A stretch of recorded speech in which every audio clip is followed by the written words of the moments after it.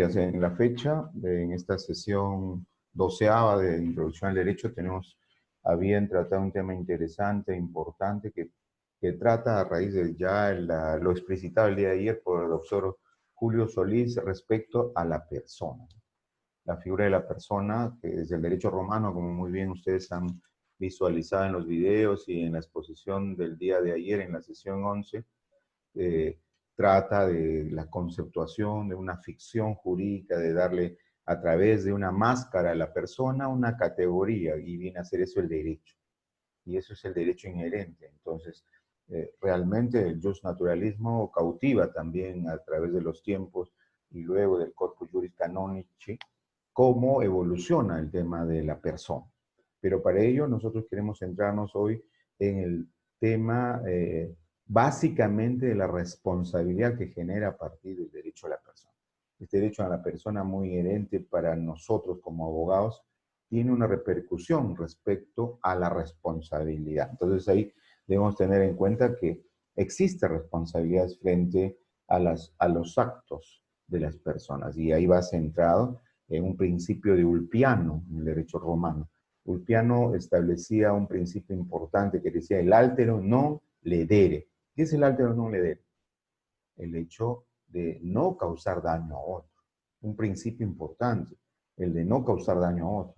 Entonces, este principio ulpiano a través de los tiempos evoluciona dentro del Corpus Juris Civilis y luego en el Corpus Juris Canonici, que mucho más adelante, en la Alta y Baja Edad Media, ya hay transformaciones dentro de la conceptuación. Uno de los grandes líderes de esta transformación de la conceptuación de la persona y su responsabilidad viene a ser San Isidoro de Sevilla.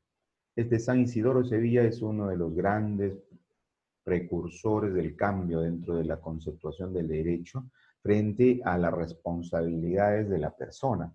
Y él, a partir del derecho canónico, introduce ideas interesantes, ideas lógicamente propias del derecho en sí, de la época del derecho canónico, es decir, centrado en el pecado. Y eso lo toma como suyo el Código Civil Napoleónico de 1804, y tenemos dentro de ello la figura de la culpa subjetiva. ¿Y qué viene a ser esa culpa subjetiva? Ustedes saben, y muy bien han escuchado, cuando se genera un daño, siempre se dice, no, él tuvo la culpa. No, aquel tuvo la culpa. Ese es un principio de una culpa subjetiva. Y luego un accidente de tránsito igual. ¿Quién tuvo la culpa en el accidente de tránsito? Los canales de televisión especulan y dicen, bueno, la culpa lo tiene tal. ¿Qué tipo de culpa es aquella? Entonces aquella es la culpa objetiva. Entonces va distribuyéndose como tal. Entonces la culpa subjetiva es una negligencia médica.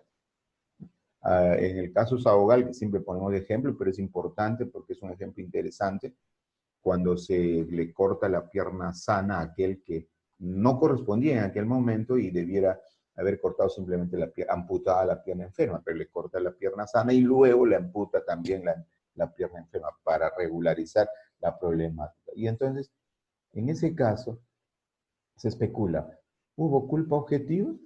Hubo culpa subjetiva. Interesante, ¿no? O sea, ¿qué se generó a partir de ese daño a la persona? Entonces, ahí tenemos que existe una culpa subjetiva, no una culpa objetiva. Es una gran especulación a través del tiempo. Y eso, digamos, también tiene que ver con la manera de conceptuar la responsabilidad frente a la persona, ¿no? Al daño generado a partir de la persona. Entonces, la responsabilidad civil, en este caso, que podría ser la que explicamos, y también podría ser una responsabilidad penal, ¿no? Generada a través de la negligencia médica en el hecho de amputar la pierna. Y ahí se van a diluir dos aspectos importantes de derecho sustantivo. Ustedes saben y conocen qué es derecho sustantivo. Uno podría ser el derecho civil y el otro el derecho penal. Enfocando en el derecho civil como derecho sustantivo, ahí vamos a evidenciar que todo ello, inclusive para el derecho sustantivo penal, deviene, como dijimos, de San Isidoro de Sevilla. Este gran precursor jurista del derecho canónico evidencia la existencia de la responsabilidad de la persona a través de la culpa subjetiva. Y para ello tiene en consideración desde el derecho canónico una aplicación de lo que vendría a ser la culpa desde la, digamos, desde la posición ecléctica del pecado, imagínense. Es decir, un pecado venial, un pecado grave, un pecado leve, y del mismo modo se establece esta conjetura dentro de la responsabilidad contractual que se va a ver en el Código Civil de 1984 y que deviene incluso en el Código Napoleónico desde el ámbito de la culpa leve, la culpa grave, la culpa inexcusable, como categorías de responsabilidad que se genera a partir del hecho contractual. Si nosotros nos reflejamos en este momento, ustedes muy bien escuchan todos los días las noticias respecto a un tema laboral trascendente que viene a ser el tema de la suspensión de labores perfecta. Esa suspensión perfecta laboral que causa y está generando mucho perjuicio a muchos trabajadores. Entonces, ahí existe o no por parte de las empresas una responsabilidad por el daño generado a la persona, al trabajador. Podría existir. Y para evaluar ello, ¿qué debemos de tener? La responsabilidad contractual, o sea, el contrato propiamente. Y para evaluar ese contrato, nuestro Código Civil refiere que tendrá que sancionarse dependiendo si hubo culpa leve, culpa grave o culpa inexcusable. ¿Se dan cuenta? Entonces, ¿qué estamos usando si nosotros hacemos un análisis de la evaluación del derecho a la persona y su responsabilidad a través del tiempo? ¿Qué estamos utilizando? Estamos utilizando propiamente lo que San Isidoro de Sevilla nos manifestaba a través del Corpus Juris Canonici, ¿no? De esta evolución respecto a la culpa subjetiva. O sea, un tema interesante de responsabilidad frente al derecho de la persona. Pero desde el ámbito del derecho canónico, que fue copiado, asimilado en la época de los comentaristas y postglosadores, y que más adelante es asimilado por el primer Código Civil, y nosotros hemos tenido la influencia, ya saben, tuvimos una clase interesante de la génesis de la recepción del Código Napoleónico de América Latina. Ahí hemos visto a sus grandes pioneros, como es don Manuel Lorenzo de Vidaurre, en Perú, ¿no? Andrés Bello, un gran jurista que tuvo a bien trabajar más de 5 códigos en toda Latinoamérica respecto a la recepción del Código Napoleónico. Entonces, ese principio de la culpa subjetiva se traspola desde el ámbito del derecho canónico, desde el Corpus Juris Canonici, a través de San Isidoro de Sevilla. San Isidoro de Sevilla es un gran jurista, ¿no? Que propugna esta teoría, y eso conlleva a que se asimile en el Código Napoleónico y, por cierto, también la tengamos en el 52, en el 36 y ahora en el 1984. Entonces, la culpa subjetiva. Entonces, cuando nosotros obramos respecto a identificar qué sucedió frente a un hecho dañoso, y entonces tenemos que cubrir a la persona, a la víctima, del potencial dañador. ¿Quién es ese potencial dañador? Aquel que causó o intentó causar daño a otra persona. Y ahí tenemos que analizar, ¿no? ¿Cuáles son los criterios de la culpa que debemos aplicar? Y para ello tendremos que mencionar la culpa subjetiva. Entonces no olvidemos que, y hay que tomar nota, que la culpa subjetiva es trascendental e importante. Entonces, a través de la culpa subjetiva vamos a tener criterios de evaluación. Tenemos el caso de la congresista Arlet Contreras, tenemos el caso de aquel joven que lamentablemente le generó un daño en su momento, y es el caso del Pegalón Calato, ¿no? Que tomamos como ejemplo. Entonces, en este caso, ¿hubo o no culpa subjetiva? O tal vez estamos hablando de una culpa objetiva, frente al daño generado a la persona, a la señorita, que hoy es congresista. Entonces, ahí especulamos y vemos que existe un daño, ciertamente. La posición del tribunal dice que hay un daño al proyecto de vida planteado desde el ámbito del abogado, y el tribunal resuelve diciendo que no existe un daño al proyecto de vida. ¿Por qué? Porque no está en el código. Existe un daño a la persona, sí, pero el abogado no lo solicitó. Entonces, Acá hay criterios de interpretación. Pero en esa elucubración de interpretaciones, que también es otro tema que ya lo hemos visto, de la norma, una interpretación que puede ser a priori, a pari, una interpretación sistemática, una interpretación exegética u otra interpretación que nosotros podemos darle. Entonces, en esa categoría debemos tener en consideración de que ahí hay en verdad una dilucidación respecto a la culpa subjetiva, ¿se dan cuenta? Y entonces, usted tiene que saber plantear como abogado y en su momento tendrá un criterio importante. ¿Cuál es?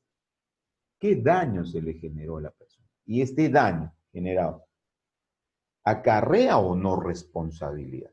Ahí no olviden que tenemos el gran principio de don Isidoro de Sevilla, quien fue el propulsor de la culpa subjetiva, ¿no?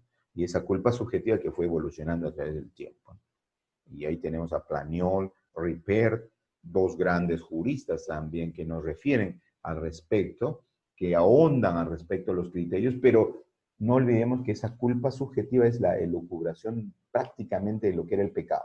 Es decir, ha habido intencionalidad, tú has tenido intención de generar daño, y esa intencionalidad de aquel joven, el pegalón calato frente a la señorita, hubo no intencionalidad, hubo intencionalidad de que de violarle, hubo intencionalidad de que de maltratarla, o hubo intencionalidad de asesinarla o matarla. O sea, ¿cuáles son esas figuras? Entonces, eso hace que nosotros tomemos desde el ámbito del derecho a establecer el análisis, ¿no? Y utilicemos las fuentes del derecho. Por eso que es interesante llegar a este momento de la sesión 12 para ya hacer aglutinación de muchos de los criterios que hemos visto y decir, bueno, la fuente del derecho, ¿cuál es la fuente más importante del derecho? La ley. Pero puedo hacer la competitiva, ¿con cuál? La costumbre, con la jurisprudencia, con la doctrina, ¿no? Con los principios generales. Y en este caso tenemos un tema interesante de hacerla competitiva para que esa ley que está establecida para ese caso de solicitud de indemnización del daño a la persona tenga que ver con criterios jurisprudenciales y doctrinales, ¿no? Entonces, el abogado solicita en el caso la indemnización del daño al proyecto de vida. No hace alusión del daño a la persona. Un error de la manera de plantear. Por eso que también un tema interesante es, y eso le vamos a poner para que haga una lectura, es el caso de inclarit non fit interpretar. ¿Qué quiere decir? Si las cosas no están claras, entonces no hay una correcta interpretación. Entonces yo como abogado, ustedes como futuros abogados tenemos que saber plantear correctamente lo que solicitamos. En este caso, ¿qué estamos solicitando frente a esta persona que ha sido perjudicada? Al daño generado a la persona. Estamos planteando que se indemnice aquel daño. Entonces, cuando yo hablo sobre la indemnización del daño, debo señalar que es el daño a quién? A la persona. Partamos de ahí. Y de ahí diremos ese daño a la persona que ha generado el daño a su proyecto de vida. Entonces, ahí sí, tengo la armonización de un principio importante que es el daño a la persona, y eso no pueden obviarse, porque el daño a la persona ha sido identificado, como estamos comentándolo incluso del Corpus Juris Canonici, con Santo Isidoro de Sevilla, y este gran jurista es el quien ha propagandizado, el que ha dado impulso a lo que viene a ser la culpa subjetiva. ¿A través de qué? Del pecado, ¿no? Las consideraciones del pecado.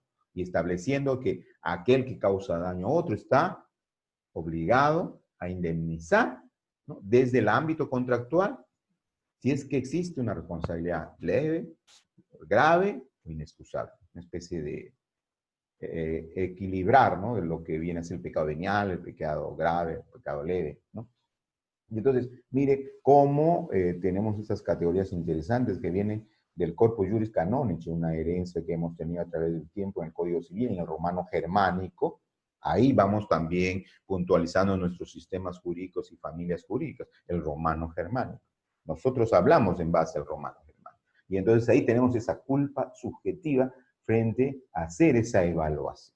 A diferencia que si tratamos sistemas jurídicos, vamos viendo lo que viene a ser el anglosajón, y en el anglosajón ya ¿Persiste esta culpa subjetiva? No. ¿Por qué? Porque no están haciendo un análisis como hizo San Isidoro Sevilla, no se está haciendo un análisis como el Corpus Juris Canonici, como lo que dice el Código Napoleónico, sino se está haciendo una evaluación en base a principios, en base a la costumbre, consustancialmente, y donde se establece, pues, las categorías de quién es el responsable frente al daño generado. En el common law, en el anglosajón, hay otra conceptuación muy diferente a la subjetividad de la culpa. Ya no van a decir responderá contractualmente por culpa leve, culpa grave, culpa inexcusable. Ya no, sino va a decir responderá quien está en mejor situación de prevenir el daño. La prevención del daño viene a ser una figura a partir de la costumbre jurisprudencial que permite hacer la evaluación de la responsabilidad, diferente a la nuestra, ¿no?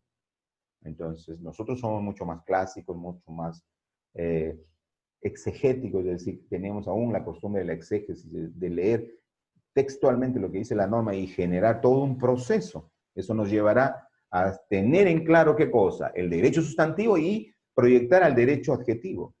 En esas dos figuras tenemos el Código Civil que explicamos y el Código Procesal Civil para ver a través del artículo 424 y siguientes cómo planteamos la demanda. ¿Estamos siendo claros? In claris not fit interpretatio. No olvidemos tomar en cuenta esa lectura en la sesión 2. Entonces, ahí tenemos ese matiz interesante de lo que viene a ser sustantivo y adjetivo, y de lo que viene a ser derecho subjetivo y derecho objetivo. Y entonces, ahí la culpa subjetiva es de derecho subjetivo. Lógicamente, hay una elucubración de derecho subjetivo.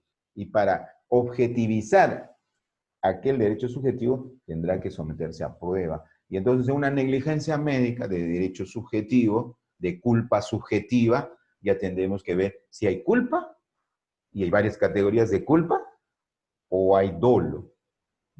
Entonces, pero si vemos en dolo, ya podríamos proyectarnos al ámbito del derecho sustantivo penal. ¿Qué viene a ser el dolo? Es una intención dañosa que tiene la persona. Una mala intención.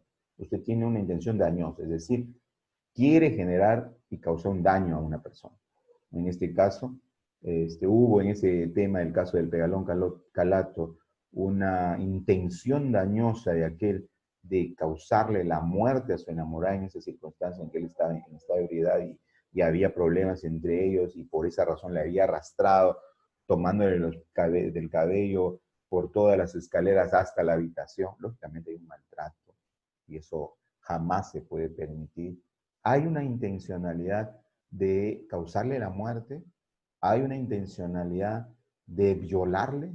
Entonces, eso es interesante, es un tema muy bonito para reflexionar en introducción al derecho, porque esos elementos son gravitantes para que ustedes vayan formando y vayan cuajando, como se dice, o sea, vayan generando entre ustedes esa virtud noble de la defensa, ¿no?, de la persona. Y ahí van a ver un tema de la culpa. ¿Existe culpa? ¿Qué tipo de culpa? La culpa subjetiva contiene en nuestro ordenamiento civil, o sea, en nuestro derecho sustantivo, que podría ser por negligencia, por impericia, ¿no? En esta figura podría ser negligente la persona, podría ser con impericia, o sea, no conoce del asunto, ¿no? Entonces, ¿cuál de esas figuras se presenta dentro de la culpa? ¿La negligencia, la impericia o se presenta el dolo? Entonces, son cuestionamientos que se tienen que establecer y ustedes en su momento, ya cuando estudien propiamente los libros del Código Civil, ya van a adentrarse más en el estudio de este cuestionamiento. Hoy en día, en el tema de introducción, lo que queremos conocer es que la protección de la persona va amparada frente al daño a través de la responsabilidad, es decir, el derecho infunde el tema de la responsabilidad como un parámetro para la protección. Podría ser responsabilidad civil o responsabilidad penal. Podría ser de derecho sustantivo civil o derecho sustantivo penal.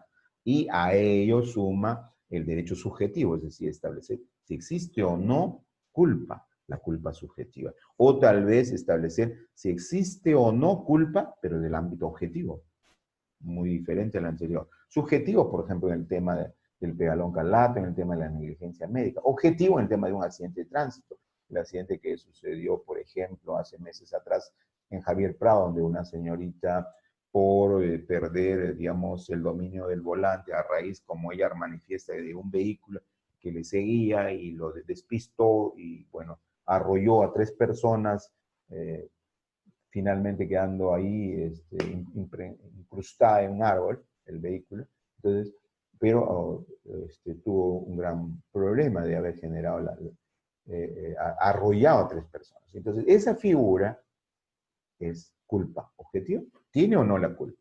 Hay criterio de decir, bueno, no existe culpa porque ella no tuvo la intención, ella estuvo conduciendo correctamente, ella tenía expertise, o sea, no había impericia, ella no fue negligente porque sí estaba atenta a lo que sucede, es que un vehículo de lado prácticamente le cerró el paso y entonces ella perdió el dominio del volante. Entonces, es correcto establecer una culpa subjetiva para establecer si hubo impericia, si hubo negligencia, ¿no? Entonces, no es correcto eso, sino es la culpa objetiva. ¿Y qué es la culpa objetiva? Es una corriente interesante del principio de no causar daño a otra, ¿no? Del bien jurídico a defender. ¿Cuál es el bien jurídico a defender? La misma persona, las personas. Entonces, la culpa objetiva ya va desde el otro contexto. Y esa culpa objetiva te dice el principio de no causar daño a otro. Si estamos generando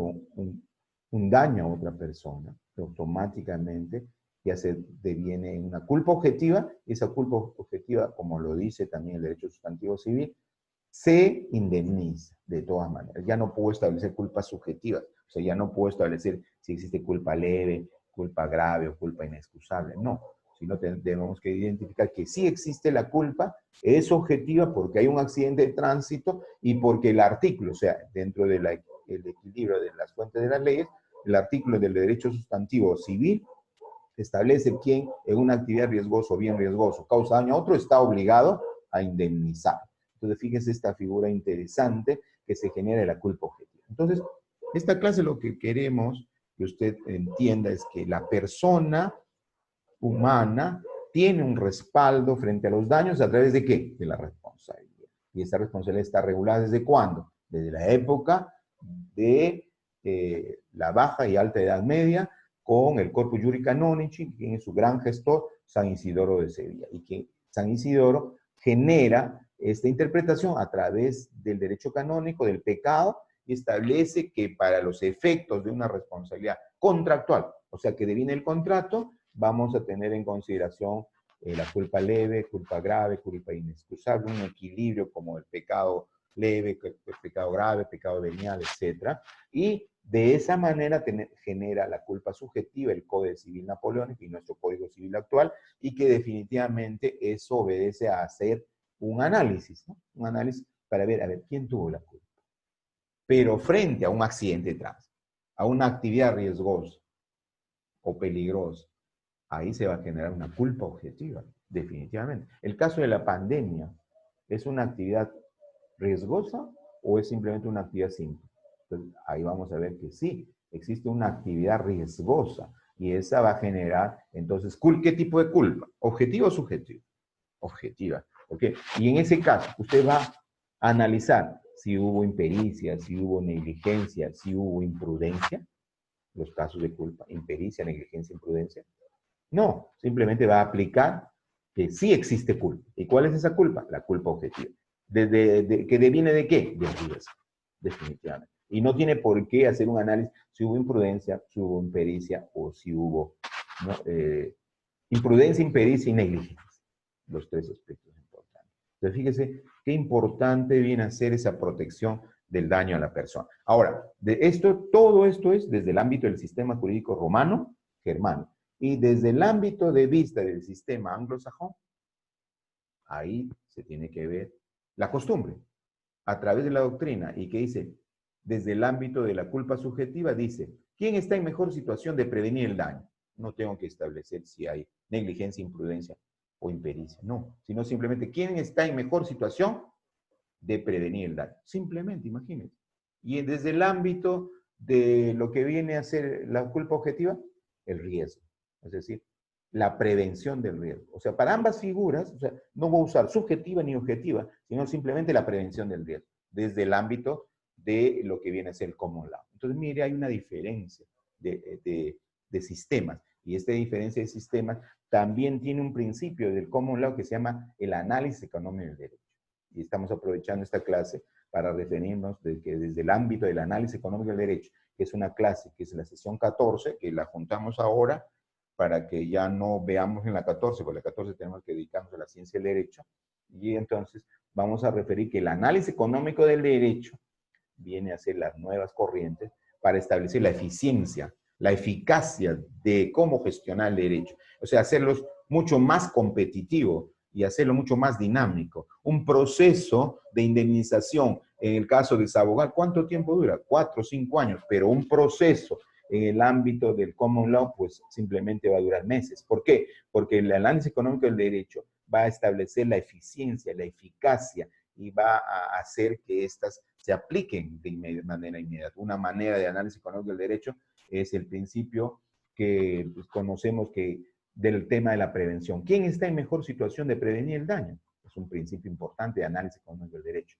¿no? Que hace de que se dinamice el tema del análisis de este tema de la defensa de la persona respecto al daño que se le produjo y frente al potencial dañador, o sea, la víctima frente al potencial dañador. Entonces, ese análisis económico del derecho es dinámico, y este análisis hay varios interesantes juristas, ¿no? Calabresi, por ejemplo, es uno de los grandes juristas, tomen nota, Calabresi. Después también tenemos a un juez de la Suprema Corte, Lerner Hahn, también, que propicia el tema de ello, ¿no? Si nosotros tenemos que identificar el daño y la indemnización, entonces habrá responsabilidad cuando realmente el daño generado, ¿no?, es menor a la magnitud de los costos que se podrían haber llevado a cabo, ¿no? Entonces, si nosotros tenemos básicamente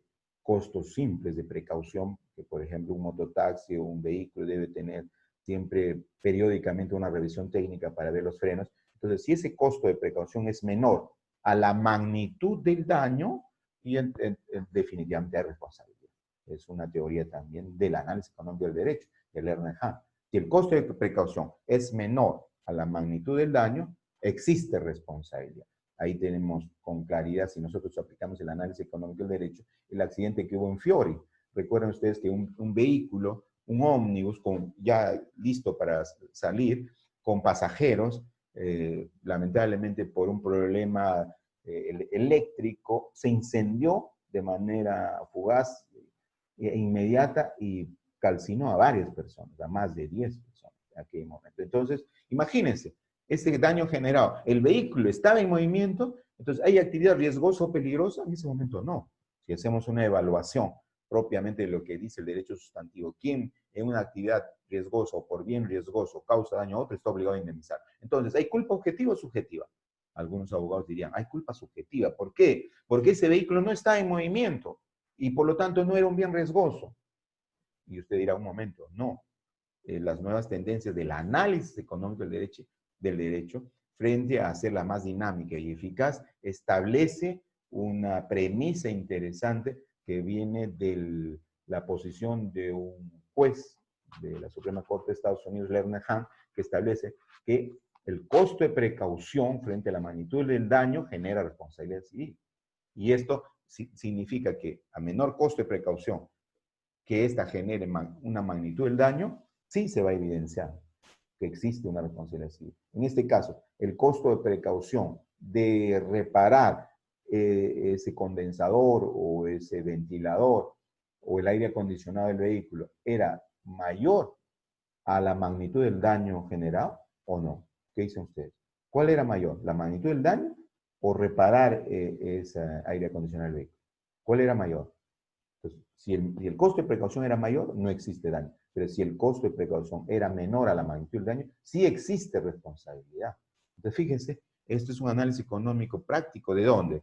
Que nos imbuye el tema del anglosajón, del common law. Mire, interesante, un análisis de previsión del daño, a diferencia que nosotros tomamos como prácticamente la culpa objetiva, ¿no? Pero en este caso, que el vehículo estaba estacionado y no había movimiento, ya nos saca del contexto y entonces tendríamos que ver. La ley dice, si fuera un juez que nunca llevó introducción al derecho, que nunca llevó sistemas jurídicos, que nunca tuvo en cuenta el análisis económico del derecho, diría, bueno, aquí dice el código en el artículo 1970 que por bien riesgoso o actividad riesgosa causa daño a otro. Ah, perfecto. Y entonces, ¿ese vehículo está en movimiento? No, entonces no hay un tema propiamente de culpa objetiva. ¿Qué hay? Culpa subjetiva. Entonces veremos si hubo negligencia, si hubo impericia o si hubo imprudencia.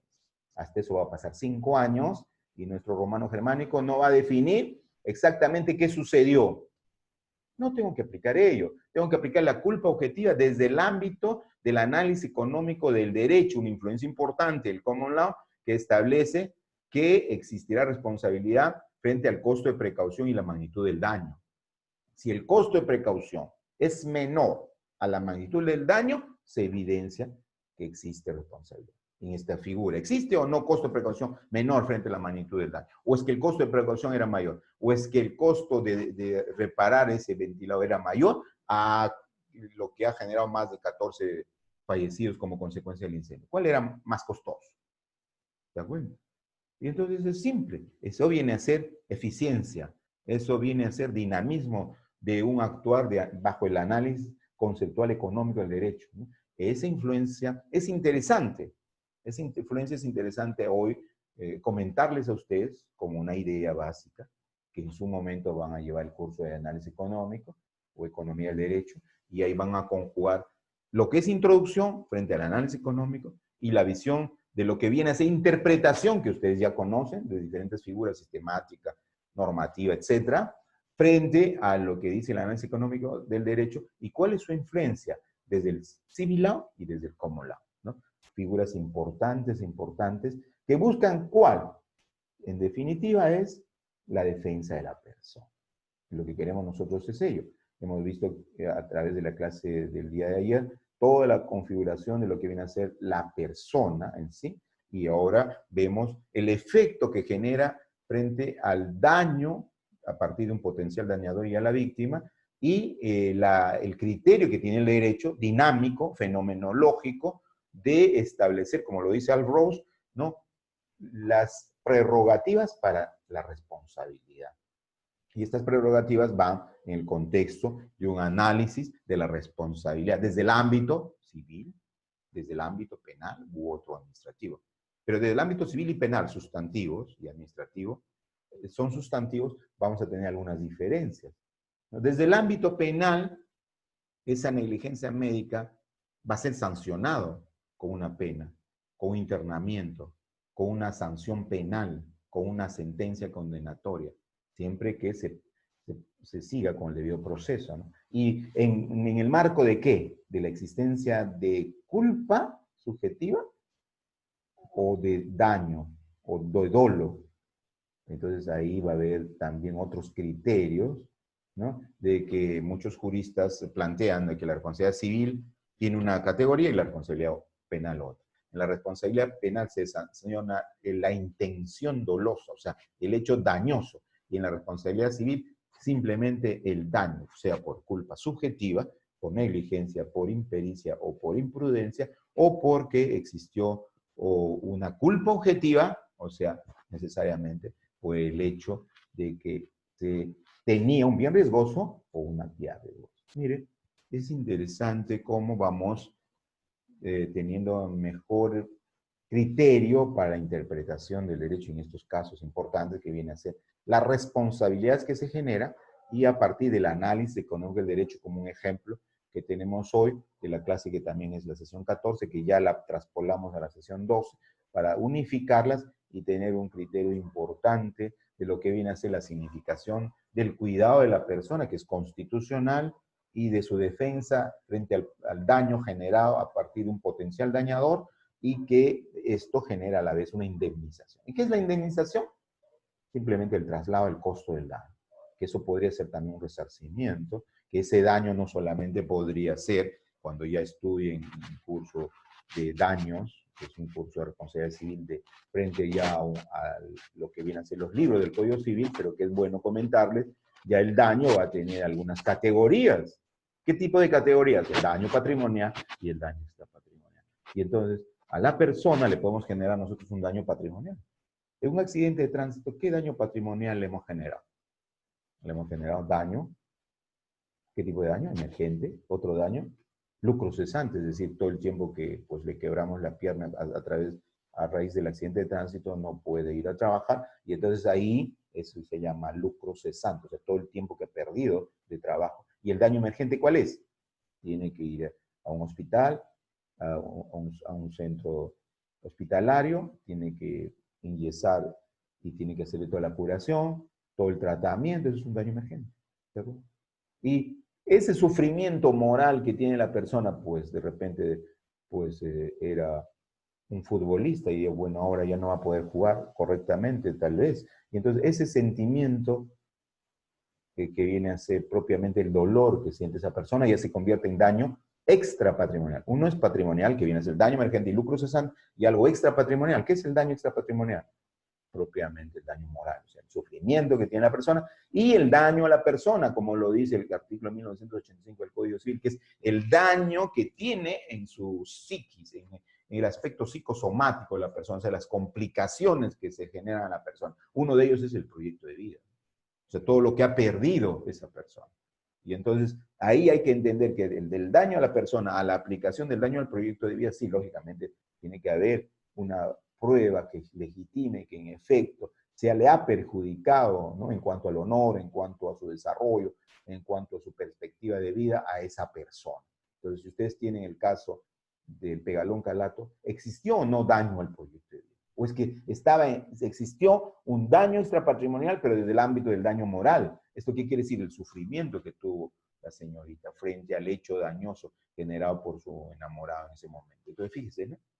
Este es un tema interesante de debate que lógicamente necesita ya tener mayor conocimiento del mismo, ya una vez que ustedes sean abogados van a lograr tener los criterios máximos. Pero hoy, en esta clase de introducción al derecho, lo que tenemos como conclusión es que tenemos que tener presente que la persona tiene el respaldo del derecho, fenomenológicamente, como lo dice Al Rawls, a través de los criterios de la responsabilidad. Y estos pueden ser civiles o penales. Entonces, conclusoriamente también tenemos que definir que el tema de la responsabilidad civil, del derecho sustantivo civil, va propiciado incluso desde la época del Corpus Juris Canonici. ¿Quién es su gestor?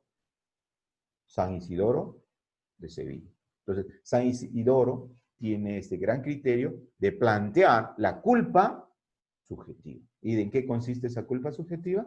En tener presente categorías de culpa, al igual que lo que se decía en las categorías del pecado. Pecado venial, pecado leve, pecado grave, ¿no? Igual en el tema contractual, de la responsabilidad que se genere por causar daño, se tiene lo que viene a ser la culpa leve, la culpa grave, la culpa inexcusable. Elementos que son categorías para sancionar civilmente y de manera contractual frente al daño generado a la persona. Hay que evaluar si culpa leve, culpa grave o culpa inexcusable, ¿no? Ahí hay un criterio interesante que ustedes deben saber. Si de repente un magistrado le causa daño a un justiciable, pues es muy negligente en el tema de expedir la sentencia, ha demorado más de un año en admitirla, luego ha demorado más de un año en nuevamente cuestionar su admisibilidad y volver a generar su admisión. Es decir, demoró un año para decir es inadmisible, es decir, no tiene o adolece de algunas pruebas o documentos de forma. Por ejemplo, no pagó el arancel. Por eso demoró un año para decirle que no pagó el arancel. Luego le dio 3 días. El justiciable en 3 días absuelve y demora un año, ¿para qué? Para admitir la demanda. Yo puedo demandarle a ese magistrado por responsabilidad civil. La ley dice que sí. Pero ahí tiene una camisa de fuerza, tiene una coraza el magistrado. Y eso lo establece el Código Procesal Civil, o sea, el adjetivo, no el sustantivo, sino el adjetivo. Y el adjetivo, el código adjetivo, le defiende al magistrado y dice que solamente será pasible de responsabilidad si existe ahí una culpa inexcusable. ¿Eso qué quiere decir? Que sea sumamente grave. Y entonces allá se ha formado jurisprudencia de que dice que los magistrados no pueden ser demandados por responsabilidad civil como culpa inexcusable el hecho de haber demorado más de 1 año y medio para admitir la demanda. ¿Por qué? Porque hay alta carga procesal. Entonces, como tal, no es culpa inexcusable, sino sería culpa leve. Y como es culpa leve, no hay responsabilidad. ¿Qué le parece? ¿No? Si fuera en el análisis económico del derecho, podríamos establecer quién está en mejor situación de prevenir ese daño al justiciable. ¿El justiciable o el magistrado? ¿O el Poder Judicial? Y simplemente es el Poder Judicial, tiene que indemnizarlo. No tendríamos por qué poner una culpa inexcusable. O sea, no tendría que hacerse aún el Poder Judicial de lado frente al justiciable. Y en esta época de la pandemia, que no se analiza ningún proceso, y que, por ejemplo, yo presenté mi demanda hace 1 año y hasta ahora no la admiten, y menos la van a admitir en un proceso actual, porque se dice que los magistrados están analizando en sus domicilios los expedientes, ¿no? A pesar que ellos no tienen suspensión perfecta porque siguen sus labores, siguen sus sueldos, pero los procesos no siguen. Entonces ahí hay una grave negligencia. ¿No? Ayer había varios abogados que denunciaban que en los penales hay una gran contaminación y la pandemia que va expandiéndose rápidamente, y cuando alguien solicita que haya un pedido de libertad provisional, pues no le permiten. ¿Por qué? Porque le van diferiendo los plazos, ¿no? De manera inhumana, que esto incluso hay gente que dice, y juristas que dice que esto ya generaría vulneración a los derechos humanos, y también por ende, pues eso tendría que ser ya procesados, ¿no? Por un tema de violación de los derechos humanos. Entonces, mire, todos estos inconvenientes que se generan a raíz de una incorrecta aplicación que constantemente van a generar daño a la persona. Es por eso que esta clase, que confirma la posición de la persona, tenemos como en el contexto un análisis de lo que ha sido el derecho sustantivo, el derecho adjetivo, del derecho subjetivo, del derecho objetivo, de la culpa subjetiva, de la culpa objetiva, de cómo se establece en el civil law, cómo se establece en el common law, y una influencia de lo que viene a ser el análisis económico del derecho. O sea, también esa influencia del common law, ¿para qué? Para hacerla más dinámica, más eficaz, y de esa manera resolver, no en 5 años, sino simplemente una indemnización solicitada por un justiciable por daño a la persona debe resolverse en 60 días. Admitir la demanda en 30 días, sí o sí, sine qua non. No excusarse en inadmisibilidades, que esas inadmisibilidades se pueden regularizar. Y luego citar a una audiencia que debe ser oralizada, y en este caso tendría que ser virtual, y en 60 días resolver. ¿Resolver de qué manera? De manera objetiva. O sea, modificar o hacer que sea bajo el análisis económico del derecho, ¿no? Que el costo, ¿quién tiene mayor gasto frente al costo de precaución? Si el costo de precaución es menor frente a la magnitud del daño, entonces hay responsabilidad. Si ese costo de precaución realizado, obviado, es mayor a la magnitud del daño, entonces lógicamente no lo habría. Pero por lo general el costo de precaución es menor a la magnitud del daño. Por lo tanto, sí existe responsabilidad. Y de tal sentido que el tema de la culpa subjetiva, de establecer si hay negligencia, si hay imprudencia, si hay impericia, y pasar así todo el año, en este caso de su abogado, que el médico consiga un documento que el colegio médico le diga que sí actuó bien, entonces desapareció, ¿qué? La negligencia, desapareció la impericia. Podría quedar alguna duda de la imprudencia, pero por lo demás, la culpa se ha prácticamente ha desaparecido, se ha evaporado, y de las culpas subjetivas solo quedó algo, de que pudo haber negligencia, no, imprudencia, no, impericia, no, tal vez un poquito de imprudencia. Entonces, fíjese cómo puedo yo diluir y al final quedar exento de responsabilidad civil sustantiva, ¿no? Y tal vez también de responsabilidad penal, porque dirán, yo no tuve la intención dañosa de causarle ahí un daño, perjudicarlo, mutilarlo, más bien todo lo contrario, le salvé la vida. O sea, debemos agradecer a aquel médico que le amputó ambas piernas. Imagínense.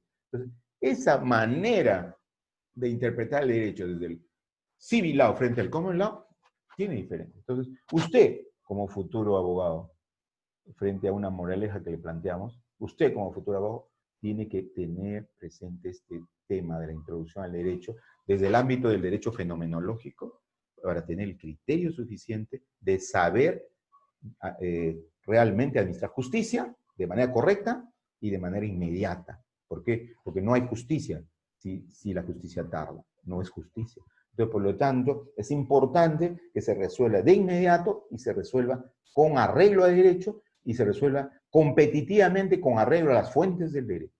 Y esto que va a implicar que se resuelva correctamente en favor de la justicia que espera quién, el justiciable. Entonces, mire, esto es moraleja para que podamos tener presente que la persona es el fin supremo de la sociedad y el Estado, y como tal necesitamos nosotros a través de este curso de Introducción al Derecho tener presente todo lo que ya vimos, adicionando el análisis económico del derecho de la sección 14, que nos permite a nosotros tener ya un contexto mucho más interesante de cómo tener los criterios de defensa que son apropiados para la persona. No olvide que usted, abogado, tiene el ejercicio de un ministerio muy importante que se llama el Ministerio de la Defensa. Y usted tiene que defender al justiciable, pero tiene que defender al justiciable no solamente con la ley, no solamente el ad literam, lo que diga la norma, sino competitivamente con la costumbre, con la doctrina en especial, la jurisprudencia y cuando sea requerido los principios generales del derecho, y tenga presente qué dice el análisis desde el ámbito del civil law, desde el ámbito del common law y la influencia del análisis económico del derecho frente a la eficiencia, a la eficacia de su labor, que eso va a permitir que la justicia sea próspera y que la justicia sea bien aplaudida y bien reconocida en el Perú. Muchas gracias.